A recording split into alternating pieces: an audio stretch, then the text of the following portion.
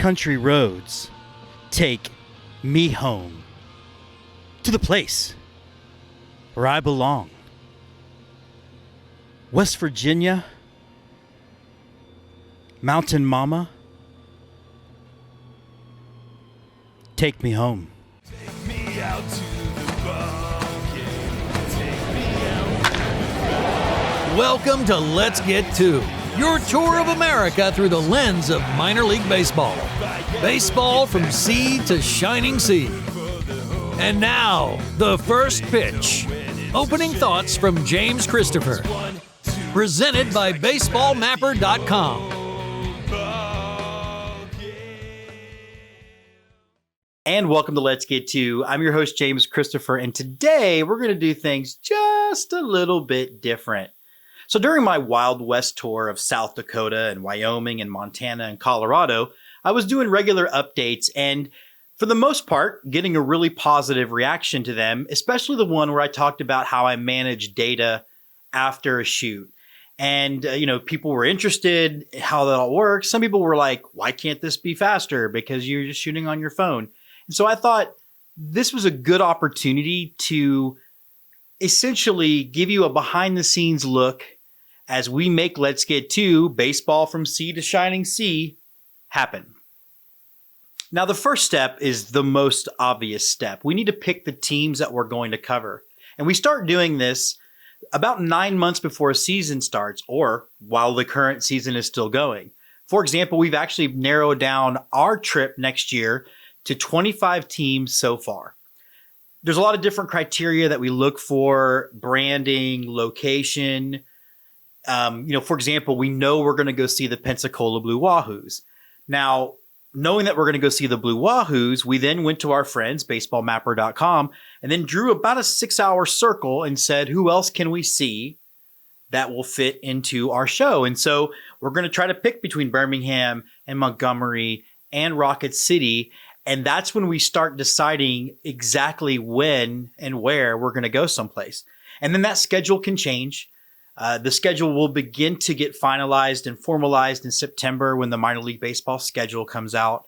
But we really start working on who to cover about 9 months in advance. One of the things that we do whenever the season's getting ready to start, we try to hit this a little early so that way we're not bugging people in the middle of the craziness that comes with putting on a minor league baseball season, is we reach out to the teams. We will reach out to them and let them know what our show is, let them know what our show's about, let them know what we'll need from them to cover them, and gauge their interest. Generally speaking, teams are excited to be covered by us. They're excited to come on the show. There's a few times where people say no, and there's even more times when people ignore us. But for the most part, we've definitely getting a good response, especially as the show has progressed. Now, before we head out, I usually write the cold open. We didn't always do cold opens on the show, and it was pointed out to me that that's the way broadcast TV works for shows like this. And we're really trying to get our show to evolve to the point where it could be broadcast ready. And so, yeah, we do a cold open just like a Bond film, but not as, expensive as a Bond film. But we usually want it to be something kind of goofy, kind of funny.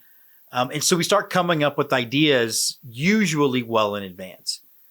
And for example, for the episode you're watching now, I sort of had this idea to do Take Me Home Country Roads as if it were William Shatner doing Rocket Man. And I know that's not the most creative idea, but that just gives you the example that I knew that going in, that's what we were going to do.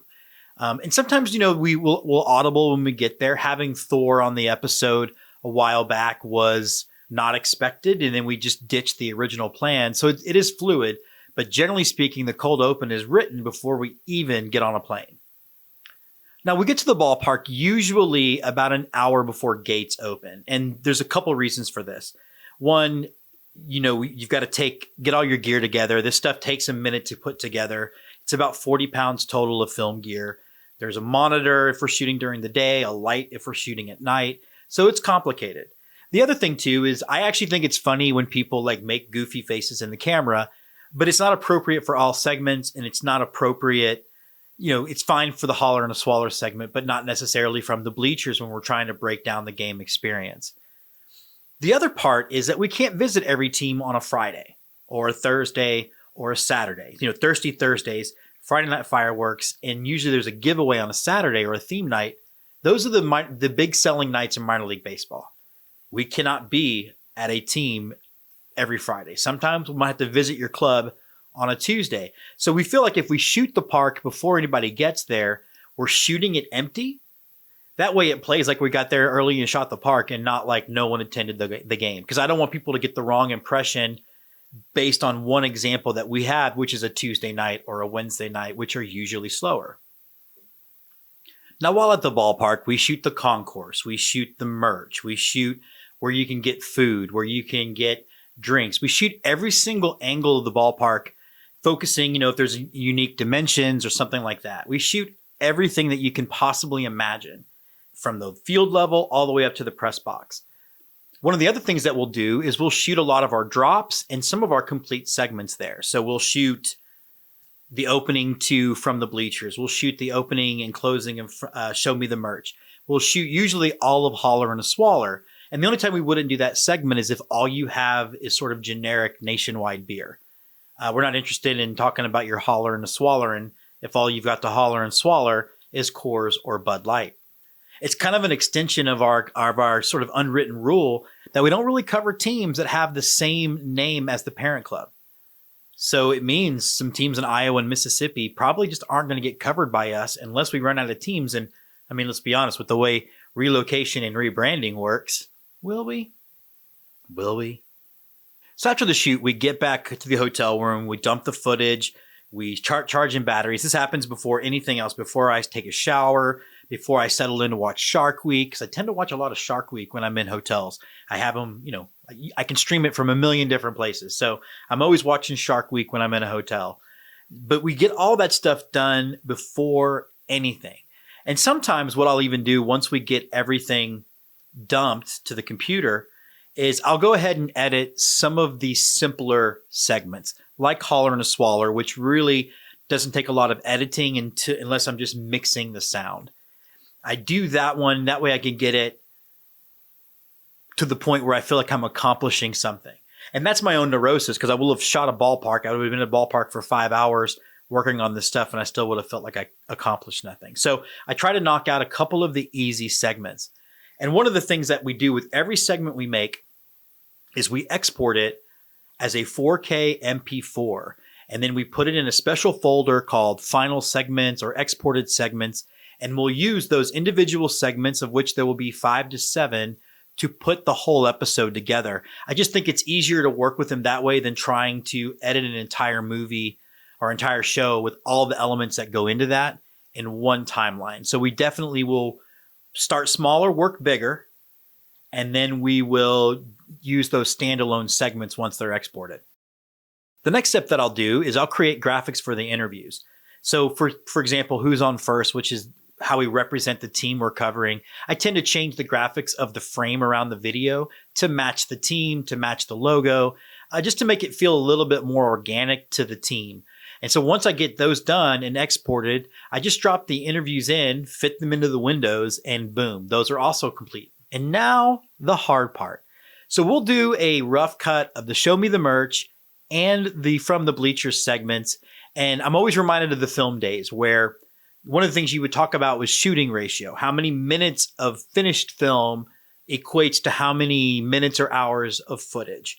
And so, for example, we want the From the Bleachers segment to be about 5 minutes, easily consumable. So that way we can put it online as a standalone thing as well. So we want that to be about 5 minutes. Well, by the time I get everything that I just like a little bit onto the timeline, we're looking at sometimes anywhere from 25 to 35 minutes. That 25 to 35 minutes has to become 5. For Show Me the Merch, it's about 10 to 12, and that has to become 3. So there's a lot of editing to do to get it to where we need it. So the next thing that I'll do with that is I will then write the script. And I'll write the script a few times. I'll go over it and go over it. I want it to feel off the cuff, but I also want it to feel like an emotional reflection of the ballpark and not just that the seats were close. All that's important, but it has to be in a bigger storytelling context for it to be worth watching.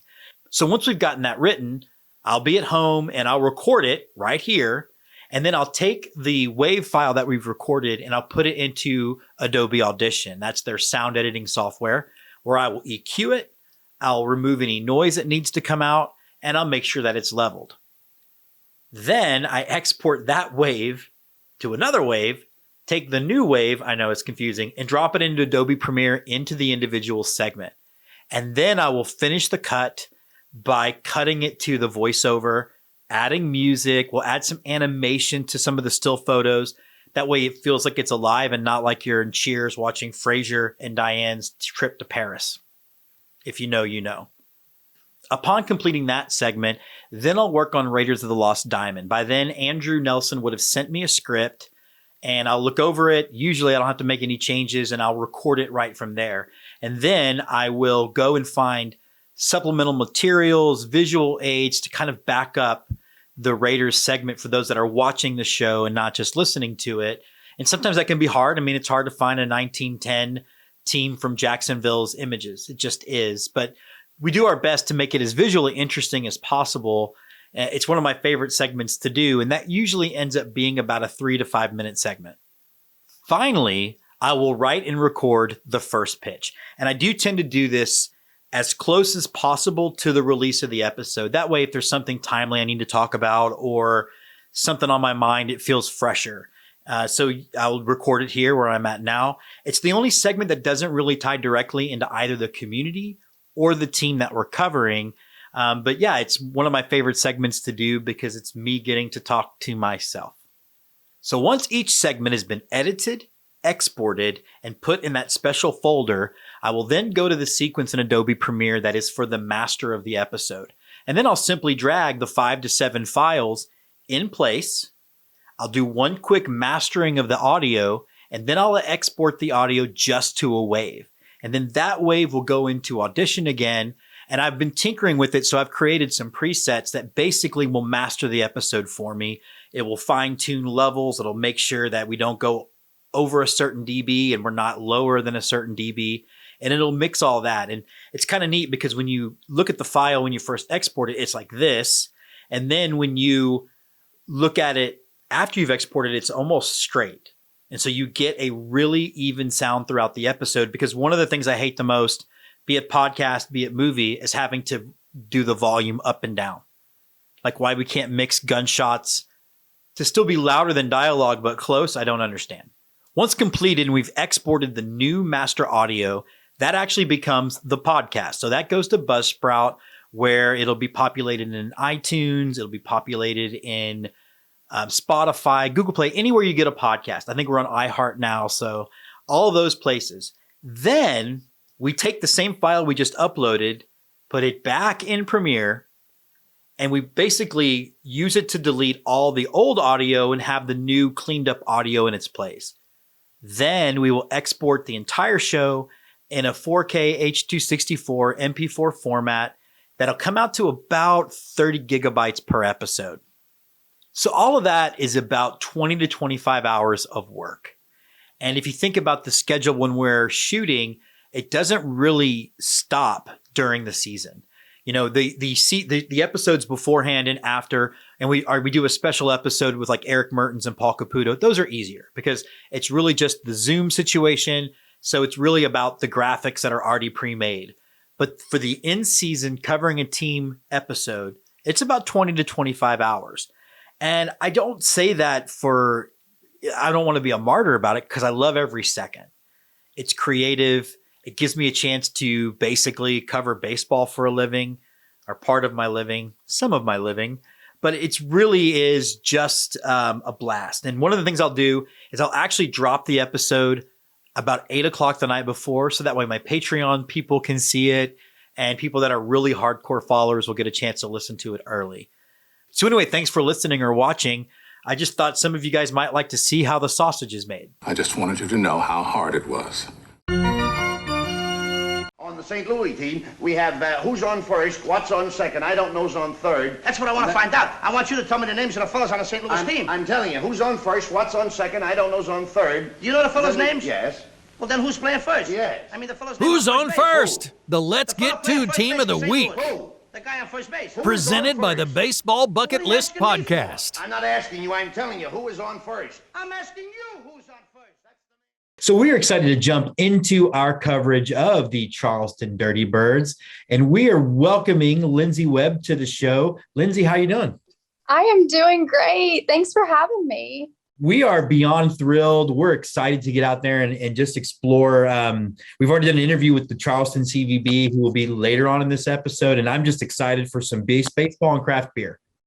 Oh, yeah. Can't beat it. So I want to talk a little bit about you before we jump into the just sort of the Dirty Birds thing. I mean, how did you go from someone who I presumed liked sports, liked baseball, to now part of the front office of a minor league baseball team? Yeah. So right out of college, I moved to Chicago, Illinois. I was trying to get out and see the world a little bit more, from a small town right across the river from Charleston. So I moved to Chicago, realized I do not enjoy the cold. So I moved back here. My family's from around here. I was just kind of hanging out with my dad, and he's a police officer for the city of Charleston, and he was working a game. And I always just thought that sports just as a whole is just something that I would want to be in. I didn't go to school for sports or anything. I was a theater kid. I went for theater and communications. So entertaining is kind of in my blood. And just sporting events are just something that it brings people together. It's all about entertainment from all different sides and aspects of things. Yeah. So I came to a game that my dad was working at. I was new to town. And I was like, this is just such a cool environment. What an awesome place to work. So I had my dad find whoever was in charge. It was the vice president at the time. And I went up to him right there at the game, and I'm pretty sure I had $1 beer in hand. And I said, hey, you know what? I'd like to work here. Do you have any internships available? I'm new to sports. I've never been in it or anything. So I'd like to learn.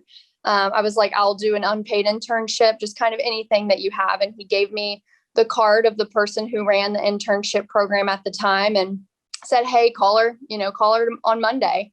And I called her and I interviewed, and she gave me the job, and I started my internship that very next day. It was the day after the 4th of July. In 2018, I started my internship, and then kind of the rest is history. I have worked my way up from a general intern, and now I'm a director here with the team, and I've been here for 5 seasons. So I kind of have a fun, interesting story, but it's just not a typical story. Like most people who work in the front office, they went to school for sport management, Sure. or sport business or anything like that, or some things like that. But for me, I just kind of came to a game and said, hey, this just seems like a really awesome environment. So that's how I got in it. So having been here for 5 years, you saw the transition from West Virginia Power to the Charleston Dirty Birds. How did that go over with the community? Were they excited about it? Were they loving the new look? I mean, how was that whole experience? Yeah, so I've kind of been through all of our really big changes. When I first joined the team, we were with the Pirates. We were affiliated with the Pirates, and we had been with the Pirates for 10 seasons. So when that change happened, when we switched from affiliated with the Pirates to the Mariners, we saw some shift in people, big Pirates fans saying hey, what's going on? Why? We want to be with the Pirates, that's our team. So that was one really big shift that I experienced. And then from the Mariners, I then experienced the shift from affiliated ball to independent ball. And that was another big shift that the community was like, hey, we're not really sure about this, what's going on? But I think that the shift from affiliated ball to independent ball is the best thing that could have happened for Charleston. And I think the fans are starting to realize that. We just have so much more freedom with what we can do. Yeah. Our players that are coming here, we actually get to pick, they get to pick. We're not just having a major league team shuttle in players that don't really want to be here and their goal is to leave. So our player, that was another big shift that has been really exciting. And then from the Power to the Dirty Birds has been my favorite shift, because at first, with any rebrand, and if you look at any rebrand, the greatest rebrands in history in sporting event or in sports teams, there's always backlash, right? Yeah, absolutely. Everybody, the people who hate it are the loudest. So we did get a lot of that at first, but I think now, and of course I'm a little biased, but I think you can just feel it in the air when you're at games. People are really excited. And I don't think that would have happened if we wouldn't have rebranded. We've upped our entertainment at games. We've upped our promotions. We've upped our social media presence, and we've done all of that on top of rebranding. And I think people just see a shift. And though we did have some really loud haters at the beginning, I think now for the most part, it's like 99% people are happy with it. We still do have that 1% that's like, oh, you should have been the Charlies, or we missed the Power, or what about this name? This would have been better. But usually those are people who don't really, they just kind of want to yell. And we're fine with that. We don't need every single person to love the new name, but I think the vast majority do. I'm curious how much of the concept of going from West Virginia, which was the sort of nebulous thing, to no, this is Charleston's team. I mean, how much of that made a difference? Yeah, our president, he's the one who actually came up with the Dirty Birds and all of that. He is he definitely is like a legend in minor league baseball. He's rebranded I think 10 teams. And one of the things that he really wanted to focus on was that this is your hometown team. We are Charleston. We are not the state of West Virginia. We are a part of the state of West Virginia, but this team is yours. And we wanted the members of our community to say, hey, we're not the West Virginia Dirty Birds. We are the Charleston Dirty Birds. So that was something when rebranding, he knew from the very moment when he stepped into the ballpark that he wanted it to be Charleston. You touched on something that I'm actually glad you brought up, and I want to dive into a little bit more. And that was that transition from affiliated ball to independent. When the contraction story started, it was actually kind of the beginning of our show, and we were kind of on it before a lot of other people were, and there was a lot of concern. So for you guys, was it like, we don't know what this is going to be like, to now you've mentioned that maybe it was the best decision best thing that could have happened? Yeah. So we knew for about a year that we were on the list, when the contraction list leaked. The famous list. the list. When it leaked, we obviously saw that we were on it. And it was really scary at first because we didn't know what really, at that time, we didn't really know what that meant. We didn't know if it was actually going to happen. There was just so much up in the air. So for a full year, I think it was like the full 2019 season, we were dealing with what ifs, and we didn't know, well, if we do stay, once we found out that, it was happening, the contraction was going to happen, the teams were still kind of up in the air, but we just kind of put all the pieces together and realized, we probably are going to be one of those teams. So it was scary. It was scary for all of us in the front office. It was scary for our game day employees. We employ like over 100 people every season. And it was scary for the community too, because everyone thought we are going to lose baseball in Charleston. So then once we realized internally, we are on the list, this is going to happen, but we are still going to have baseball. We just don't really know what that looks like yet, because we hadn't decided that we were going to join the Atlantic League. We hadn't decided, we had all these different leagues coming at us saying, hey, we want you. So then it was education to the fans. Like, hey, we're not going anywhere. We're just not sure where we're going to be. So it was just kind of this shift. And then the pandemic happened and then we were scared just about everything in general. Okay, well, if we do join the Atlantic League, what does that look like? Are we even going to be able to have a season this year, which we ended up not being able to.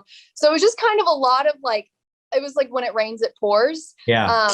But then in the end, this has been the best thing for Charleston. It's been the best thing for us as a front office. And then it's just been the best thing for fans.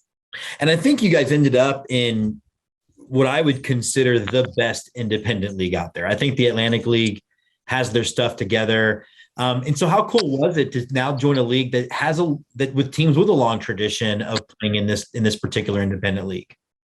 Yeah, it's really interesting because you don't really realize, for the fans, it's like, it doesn't really matter that much because the on field is better. The players that are coming through are better. They're not 17, 18-year-old kids Right. who are just kind of getting their start, because we were low A. So we were getting like fresh out of college, freshly drafted players. And so now when they come to games, they're seeing major league guys who were in the big leagues last season.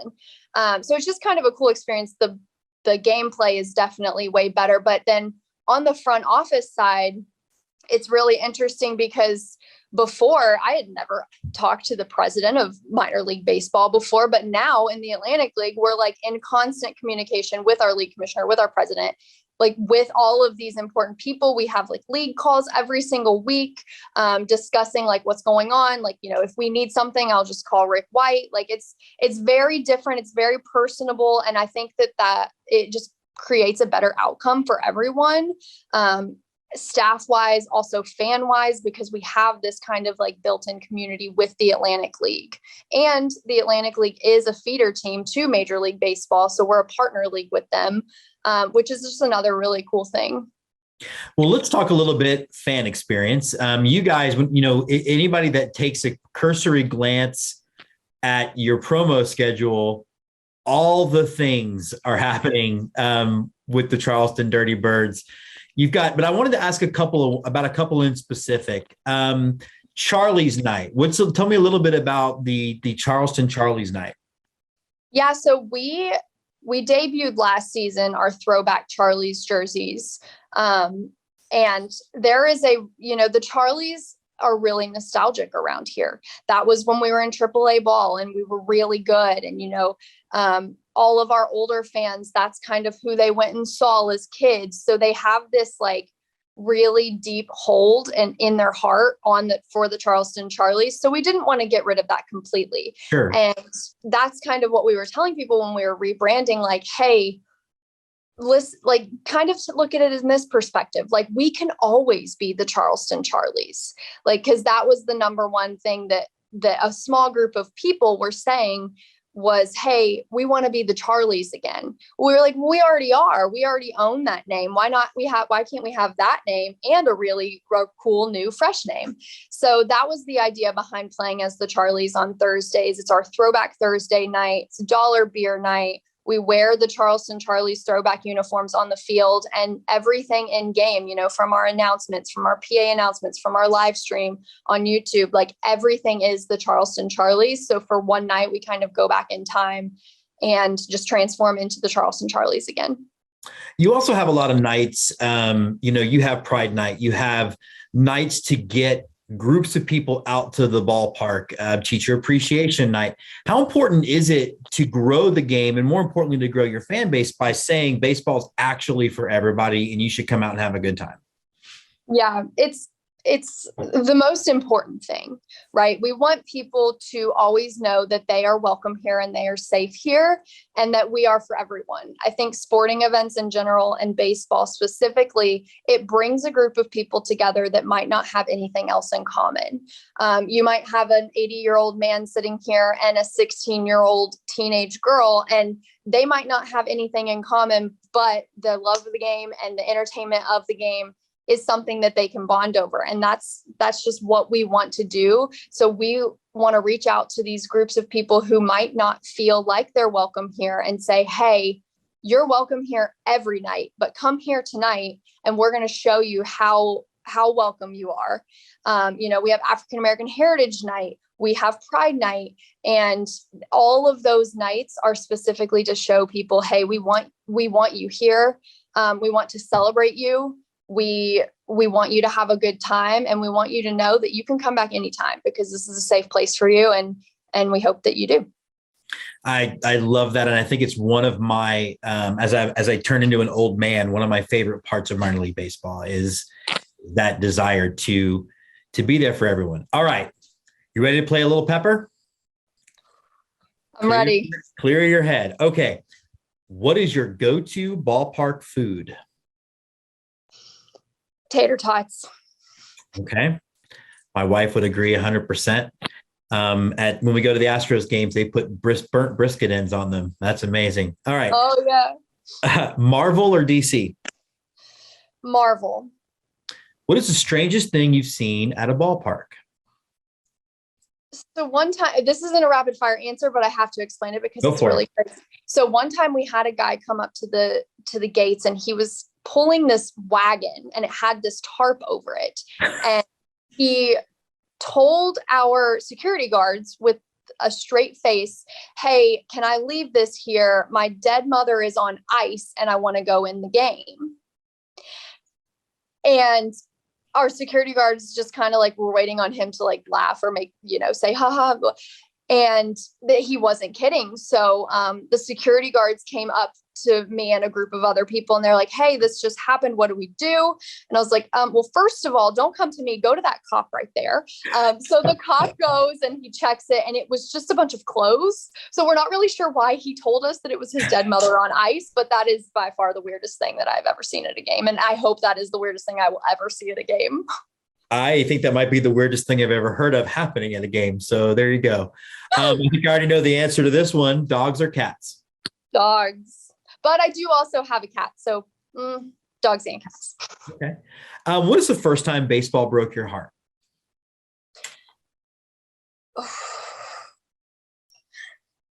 I think during the pandemic, during that season when we found out that we weren't going to have one, that, the summer is, for me, it's baseball. And then just finding out that we weren't going to have a season in 2020, it was just heartbreaking. And I think that's more so like, that wasn't baseball breaking my heart, but my heart was broken over baseball. Okay. Outside of the Charleston Dirty Birds, what is your favorite brand in all levels of minor league baseball? It would have to be the Rocket City Trash Pandas. That's so good. I really need to get out there. All right. Star Wars or Jaws? Jaws. Okay. Kevin Costner as a cowboy or a ball player? Cowboy. Good answer. Everybody says ball player, and I'm like, are you kidding me? Yellowstone all the way back. He won Oscars for playing cowboys, never for playing ball players. Right. When you go to a new ballpark, where's your favorite place to sit?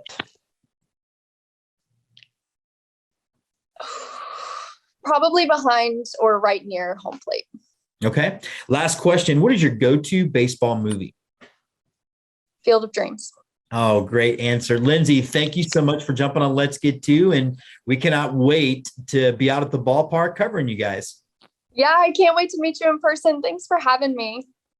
Ladies and gentlemen, please adjust your scorecards. We have a special guest in the lineup. And so we're super excited to welcome to Let's Get To as we continue our coverage of the Charleston Dirty Birds. Rod Blackstone, better known to everybody else as the Toast Man. Rod, first of all, how you doing today? How's the season going so far? Well, right now we are getting ready for a game tonight on a beautiful night for baseball here in Charleston, West Virginia. So there's nothing better than that in the world. First of all, you're right. It was a beautiful ballpark experience when I was there. It was just top to bottom aces. Tell me a little bit about you, though. How did you go from, I'm presuming a kid who liked baseball growing up to now you're such a central and legendary figure in all of minor league baseball? I'm not sure about legendary, but I grew hey, man, up if Ben Hill writes about you, you're legendary. Okay. No. I don't know that they'll be talking about me when I'm gone too much, but no, I grew up outside of Pittsburgh. So I was a Pirate fan by birth, watching Roberto Clemente, Willie Stargell, Dave Parker, Rennie Stennett, Steve Blass, the great Pirates of the 1970s in my impressionable years. When I moved to Charleston, West Virginia for some work in late 1980s, they had just gotten a new minor league team, a Class A team called the Wheelers, but I wasn't really interested because I was spoiled by high quality Major League Baseball growing up. But then in 1990, the team got hot. It was the Charleston Wheelers, and Dennis Bastine brought Class A baseball back here after the Charlies were AAA and had left in the early 80s. So a friend of mine who grew up a Yankees fan and going to Yankees games said, we need to go to this. It's fun. And I went with him a few times and realized, yeah, this is fun. This is a lot of fun. Why aren't more people into it? So that year was the year that the Charleston Wheelers won the South Atlantic League Championship, the only year they did that. And we started counting down the outs and doing cheers for every batter that came up for the home team. And we won the championship, and it sort of got very excited. The next year, I don't remember who did it, but we would sit with home plate to our right and the visitors dugout to our left, several rows up in the grandstand. And somebody said, "You are toast," to some batter who just struck out. So we started cheering that every single time somebody struck out. We'd say, "You are toast, you are toast, you are toast." And 30 years ago, 1992, Dennis Bastine, who was the owner and appreciated the fan engagement that we were bringing to the home team at bats and a little bit of heckling here and there and trying to distract the opposition, he said, "Let's make toast at the ballpark." I said, "All right, how do we do that?" And he said, "Well, there's a plug in play through the chain link fence that was behind home plate at the old ballpark. And we can have the bat boy plug in. You got to sit in the front row, but you can set up a toaster and make the toast and then have everybody wave it at the people." So the vision is that we'll all be waving pieces of toast at the opposing players as they head back to the dugout shamefully after they strike out. It hasn't quite worked out that way. Occasionally it does, but we've certainly got the cheer going pretty well. And then with all the stuff you can find out on the internet right now about who did what and when and what games and other things that you can find out about people to try to distract them. It started fundamentally as cheering for the home team. Every at bat, we would make up cheers for somebody on the home team to welcome them to the plate, whether they were 0 for 20 or 4 for 5.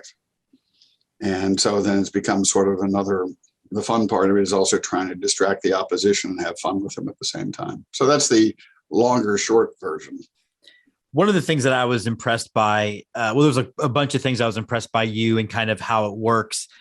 It seems like you have these cheers and the fans already know them. Like, it seems like they've been such a part of what you're doing that you really are leading almost the entire ballpark in these cheers and these chants. And just how important is that, for minor league baseball and fan engagement? How important is it to kind of give a central voice to what the fans are experiencing?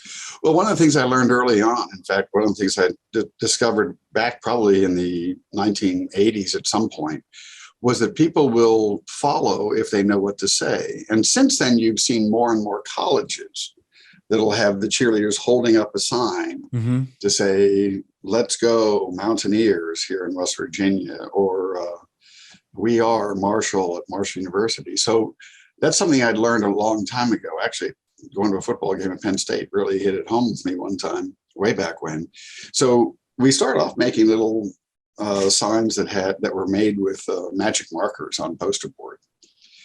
And it surely has helped, because people will cheer if they want to, but they'll be more likely to cheer if they know what they're supposed to say and how they're supposed to say it. So yeah, the ones that are there regularly, they're joining in the toast cheer. They'll know that every single time a certain player comes up, this is what we chant for them and cheer for them. And also, I don't have exclusive claim on creativity. So one of the things that I'll do is, before the year, when we get the roster, we'll have a cheers and beers session. We'll get the roster and we'll say, "Okay, what are we going to cheer for this guy? What are we going to cheer for that guy?" Sometimes they work, sometimes they don't. And somebody will come up with a more brilliant idea in the toast section, or make a suggestion and say, "Yeah, let's do that. Let's try that." We have a new couple that's sitting right next to me in the toast section this year. They're first-time season ticket holders. They've come up with, Rocky and Jamie have come up with some of the best cheers that we've done. Just joining in the fun and having it be contagious. It's really cool. How much of that has changed, or how more in depth can you get? Because, before y'all were affiliated minor league baseball, and now you're Atlantic League. So now you do have those players for the vast majority of the season, as opposed to the nature of an affiliated team that guys are constantly going up and down. Well, it was easier to do the research, the opposition research, as I call it, whenever we were an affiliated ball, because it was more at the fingertips. Now I have to do a little bit more research, because instead of clicking on the Lakewood Blue Claws at that time and then going down and seeing who's on their roster and seeing what they've done before, now I have to click on a whole lot of different sources to get information about this guy who played for this team for a while and another person who played for another team for a while. But it comes together, and you'd be surprised what you can learn at your fingertips. One of my favorite stories was about Tyler Matzik. And this is the early days before I knew that you could find out game situations and who left the winning run on second and the tying run on third and the winning run on second and struck out for the third time in that game. That comes in handy too. But Tyler Matzik, I came across in the early days of the internet, I came across a local story in the hometown newspaper, about how he ran for fifth grade president and dressed up like Abraham Lincoln. So he's on the mound as a rising star prospect for the Asheville Tourists. And I'm bringing up, hey, do you remember when, because that's what I usually do. Do you remember when ... And this happened in the game. Hey, Paul, do you remember when Tyler Matzik, dramatic pause, ran for fifth grade president, dressed up as Abraham Lincoln with the top hat? Tyler saw me later in the sports bar near the stadium. And he said, I just had to call time and step off and start laughing. That's the best one. I mean, heckling is about distraction. It's not necessarily about negativity. So I want to see if we can come up with the thing that they've never heard before that will penetrate somehow that sort of wall of separation and focus that they have.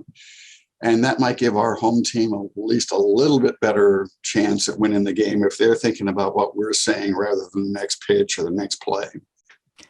One of the things that struck me about kind of your persona is it is very good natured and very positive. And correct me on the story I'm going to recount if I'm wrong, but there was a player who used to play for the Dirty Birds that now is playing for someone else who was getting ready to break some league strikeout record. And just the fact that you apparently knew this guy, but the whole concept that you were getting the crowd ready for as he was like 2 strikeouts away and then one.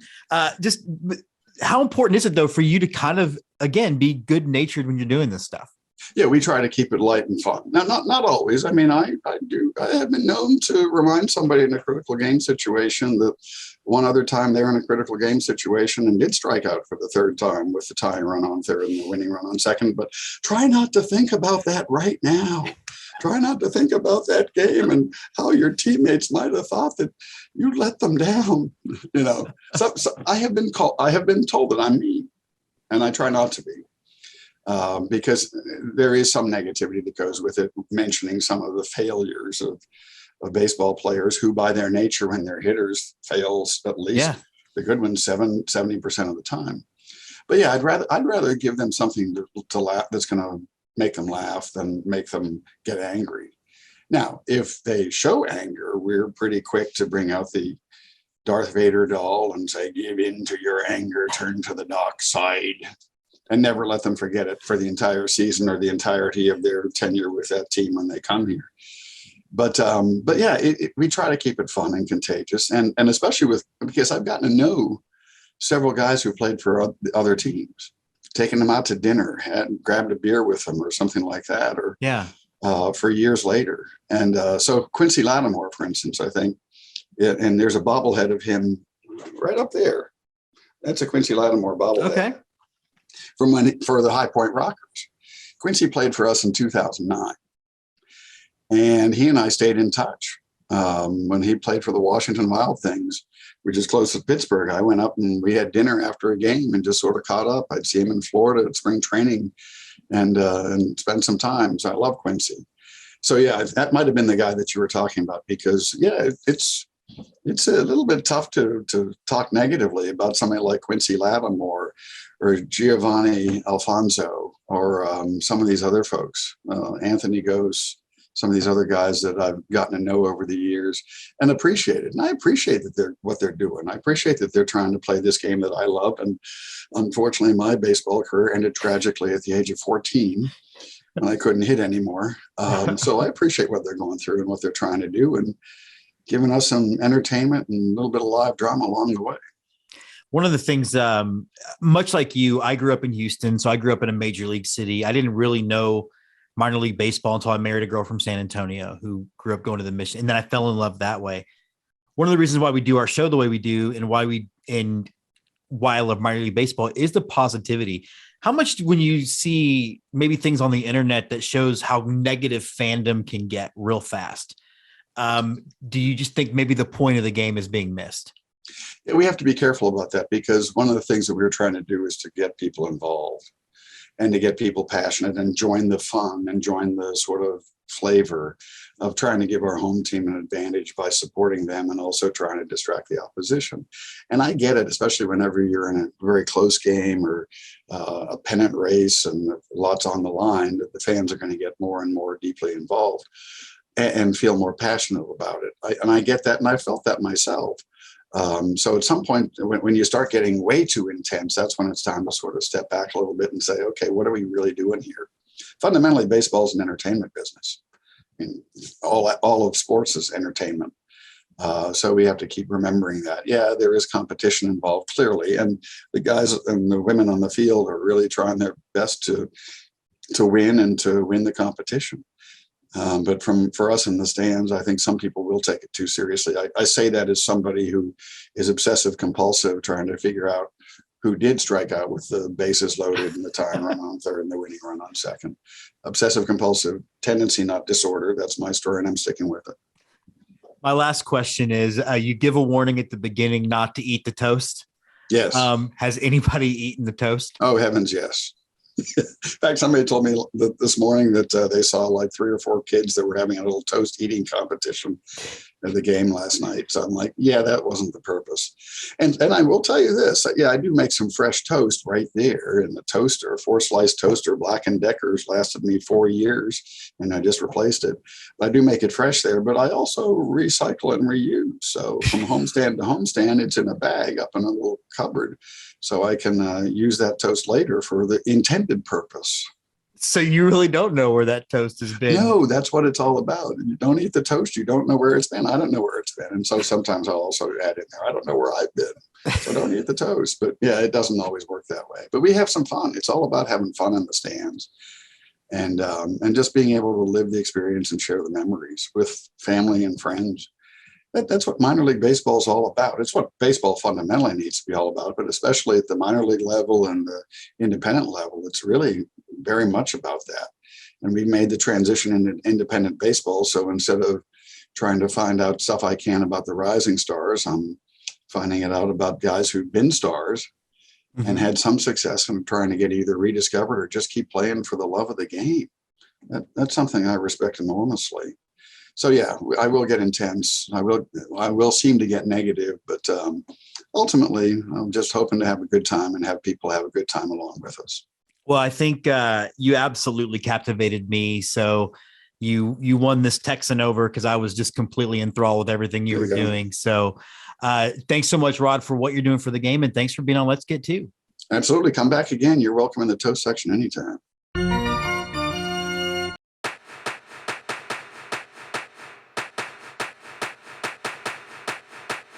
From the bleachers, the Let's Get To Game of the Week.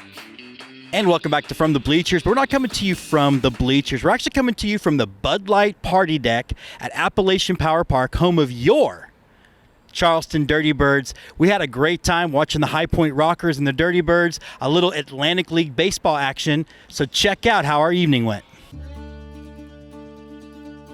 The Charleston Dirty Birds rebrand took the minor league baseball community by storm just about a year ago, and it shows no signs of stopping. Appalachian Power Park's first and most notable feature is just beyond the outfield, as it sits among red brick buildings, creating a perfect, beautiful urban landscape. It's an environment that also feels very American. First, we were honored to be there as the team paid tribute to Herschel Woody Williams. He's a West Virginia native and was the last surviving Medal of Honor winner who just recently passed away. He was awarded the Medal of Honor in World War II for actions taken on the Battle of Iwo Jima after defeating several enemy pillboxes using his flamethrower. Add that to the circling C-130s overhead that took me back to the days when they were an occasional mode of transportation for me, and it was a very welcoming environment for this veteran. They're also a team that keeps their very rich baseball history right at the fingertips of the fans. They've got championship pennants of Charleston teams spanning from 1913 to 2013, clearly visible behind the press box on the concourse. One of the most entertaining fixtures of the ballpark sits behind home plate We had him on the show earlier, the Toast Man. The Toast Man has long been part of the Charleston baseball experience, leading the crowd in cheers and announcing to each failed batter who just struck out that they were toast as they make the slow walk back to the dugout. Now batting third baseman, number 14, Ben Aklinski. Remember, don't eat the toast. You don't know where it's been. Who played for the West Virginia Power in 2009. Let's hear it for it.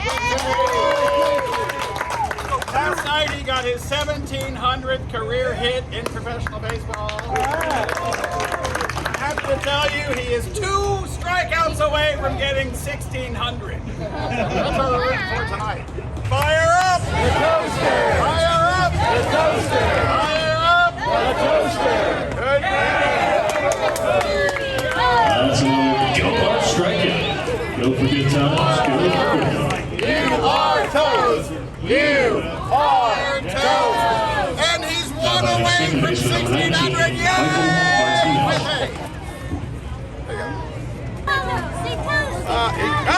Incoming! Between the fun of the Toast Man and the parade of kids, there's so much going on in the ballpark, you can't help but just have a great time, and even as this person who is visiting from out of town, immediately feel part of the community. Tops and I will be back.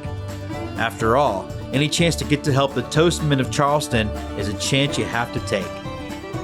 I do prefer mine with jelly. Definitely a ballpark you should add to your travels. And this was our first time to West Virginia, which means we can turn the map from blue to rainbow and add the Dirty Birds to their rightful place of ballparks we visited and had an amazing time at.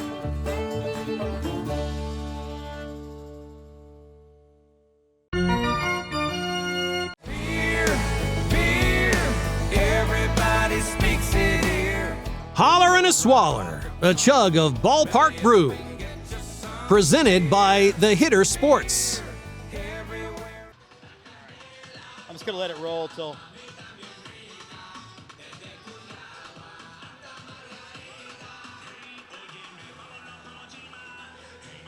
And we are back here on Holler and a Swaller, presented by The Hitter Sports. We're at Appalachian Power Park, home of your Charleston Dirty Birds.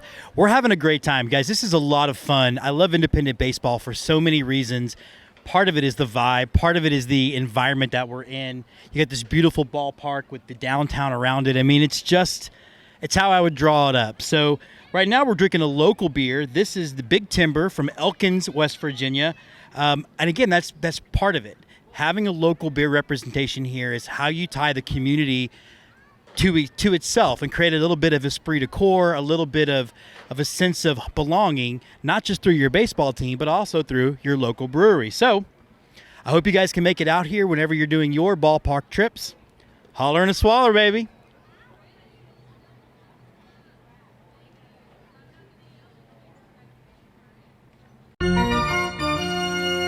Take me out to the ball game. Take me out with the crowd. The 7th inning stretch. What's going on outside of the ballpark? Presented by the Dad Hat Chronicles. And we're excited to welcome to the show Tim Brady from the Charleston, West Virginia CVB. Tim, how's it going? Great. It's a beautiful day in Charleston. Just came out of a really beautiful Memorial Day weekend. And, you know, summer in Charleston is a lot of fun. I'm very excited about summer in Charleston when I get up there because it's 102 degrees in Austin, Texas right now. So it's only about 90 here right now, and that's actually abnormally hot for this time of year. We're usually mid 80s right about now. I want to get there now. You know, we're on the show talking a little bit about the Charleston Dirty Birds, who, first of all, when they did the rebrand, how important was that to you guys to go from the West Virginia Power, right, to now being specific to your community? I think for us, you know, specifically at the Convention and Visitors Bureau, that was an important move, one we were really excited about, because, as you said, you know, it's not just sort of this generic West Virginia Power brand name, but it is specific to the community. It's specific to the city of Charleston. I thought they did a great job with the rebrand. The logo, the branding, the color scheme is all really great. But for us to make it specific to Charleston, that was really important, because that's another way that we can help to brand this community. Well, let's talk a little bit about the community. Everything I know about West Virginia, the word tight knit is everything that kind of comes up from people, but just a little bit about what the city and the area has to offer for all of the fans of this show who are now going to take a trip to see the Dirty Birds. Charleston, first of all, I have the best job in the world because I'm selling a city that I absolutely love. And, Charleston is a city that celebrates art and culture. It's a city that celebrates food, live music. You can find live music here 7 nights a week. We have a great food scene, an emerging craft beverage scene, and a real commitment to public art. And when you're in town and you drive around a little bit, you'll see that. I mean, even down to the level of the city, the city of Charleston, the actual mayor's office employs a director of public art to help grow the public art scene, the mural scene, statuary, things like that. So, we are a very robust and artistic community. You're going to have a great time when you're here. I love that. And it kind of goes back to the way it used to be done, hundreds of years ago, where governments did employ artists to really bring a whole other level to their community. Yeah. I mean, even like post Great Depression, there was a, real commitment to public works. And a lot of that was public art. Even, employing people to write about your community. But we have that commitment in Charleston. You'll see it when you're here. And it's one of the things that makes Charleston special. You look for things that differentiate a city. And for me, one of the things that differentiates our city is indeed that commitment to just making the city a more attractive place through public art and through development of green spaces and things like that. And our current mayor, Amy Goodwin, has done an amazing job of really committing to green space and artwork and making the city more aesthetically pleasing and attractive. Well, let's talk then. You had mentioned the food scene and the growing craft beverage scene. Yep. Well, first of all, some highlights, but also why is it important? Like, as an Austinite, we have trained to, we don't go to Chili's, we go to somewhere else. We go to someplace local. Why does that matter? It matters because you want to experience things when you're in a community that you can't experience anywhere else. And I've been to Austin and I love Austin. And you're right. You don't go to Chili's, or you don't even like Ruth's Chris, like great steakhouse, but you're not going to go to Ruth's Chris when you're in Austin. You're going to find a locally owned place, because I think you, much like me and a lot of other people that are watching or listening, they want to do things when they're in a community that they can only do when they're there. They want those unique, one-of-a-kind experiences. So, yeah, you're not going to go to Outback Steakhouse when you're in right. Charleston. You're going to come down to Capitol Street, and you're going to go to Pies and Pints. You're going to go to Adelphia. You're going to seek out those kind of one-of-a-kind places, because that's what makes a city special. You talked about the growing craft beer scene too. Yep. Just a little bit how that's developed. And I find that that's become one of the best ways to discover a community is local beer. And it's like kind of this thing that's sort of really building momentum. Yeah. And admittedly, we're a little bit behind the curve in Charleston on that. We now have two breweries. We just had one that opened this Memorial Day weekend, and I'll talk a little bit about that. But the first craft brewery in Charleston was Bad Shepherd Brewing. It's attached to Black Sheep Burrito. It's kind of a craft taco burrito restaurant. Amazing food, really great beer. But that was our only brewery. And you look at other cities similar to us in size and scope, and they have a much larger, more robust brewery scene there. I look at places like, Huntsville, Alabama. Huntsville, Alabama is like 17 craft breweries in the county.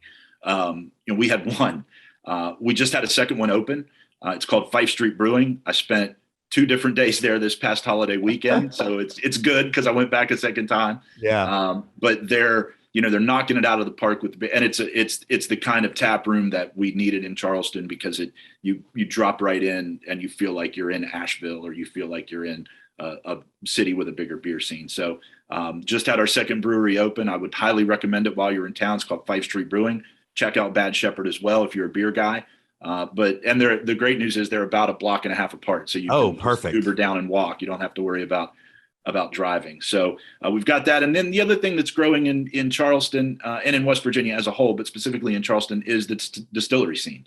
We've got a couple of distilleries now that are open. One that just opened a few months ago So, you can check out the distillery scene, the brewery scene, both continuing to grow in Charleston. I'm curious because you seem to have it together as an individual just in this conversation. How much of your job is not just reflecting what's already there, but also participating in the sort of planning for what's next, or bringing ideas to the table as you continue to develop? That's a fascinating question, and one that I really love answering.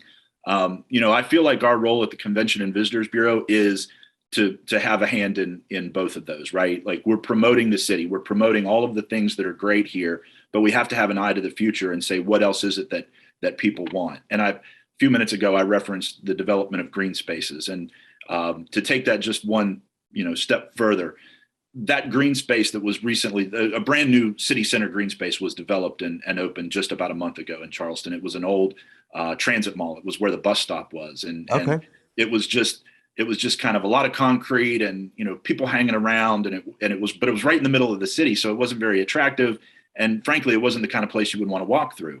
And it sat sort of in the middle between our newly renovated Coliseum and Convention Center, which was a $100 million project, and the heart of the city, which is Capitol Street, which is the main thoroughfare for restaurant and retail. So there was this big concrete slab in the middle of all of that. Right. And the city looked at that, and the CVB was a part of it, because we said, when you're in the convention center, and I've been in the Austin Convention Center, right?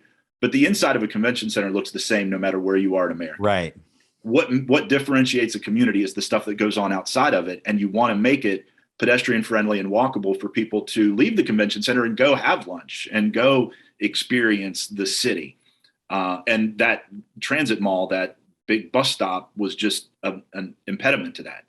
Mm-hmm. And the CVB was an active participant in that conversation, saying, we need to clean this up and we need to make this more pedestrian friendly to get people out of the convention center and into our city, experiencing it, and more importantly, spending their money.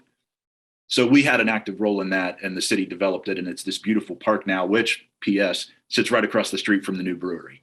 So it's this whole great experience now that is transformative and vastly different than it was 8 months ago before any of that existed. So yeah, we're certainly always keeping an eye to the future and trying to say, what else can we do? What else would make the city more inviting, more friendly? What else do travelers and tourists want? Tim, you have me to the point that I might add a couple extra days just to hang out. It sounds like it's going to be a great time. Beer's on me when you're in town, man. I will let you know. He is Tim Brady from the Charleston Conventions and Visitors Bureau in West Virginia. I guess last question as we get out before we leave, the John Denver song, It's Everywhere. How important is that to you guys? So, I could talk for a long time about that, and I'm sure I would bore your listeners and your viewers to death. But that song, I go back to 1996. I was in college. I was working at a summer camp in Maryland, the foothills of Maryland, Thurmont, Maryland, middle of nowhere. I was a college kid, had no real worldview.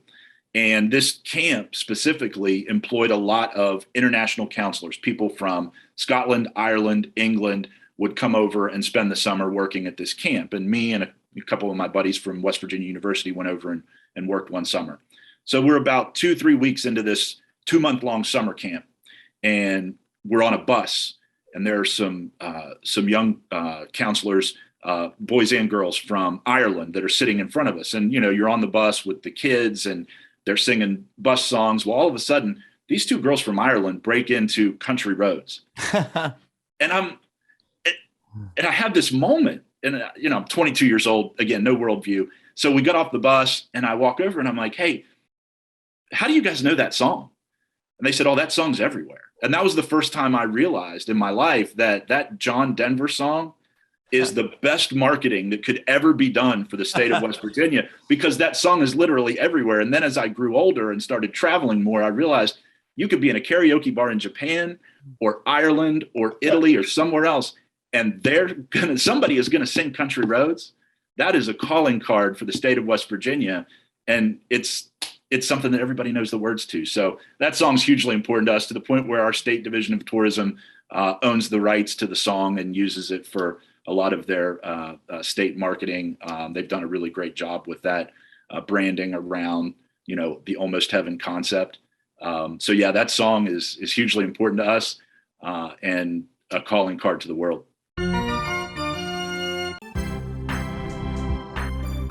And now on to close it out, the right-hander from Houston, Texas, James Christopher.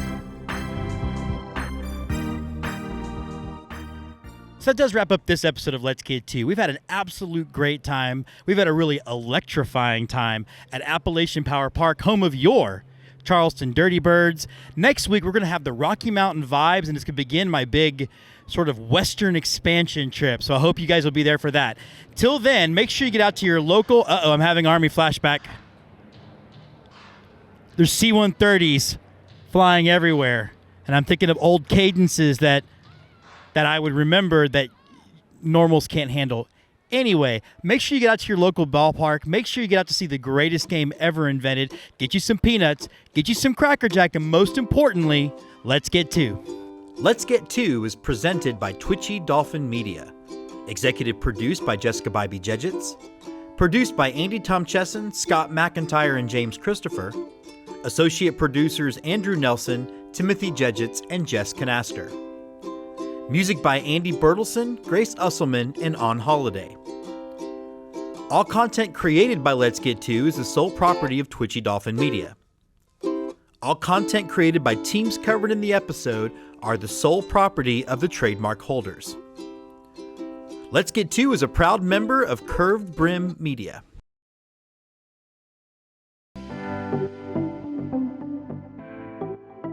This podcast is part of the Curved Brim Media Network.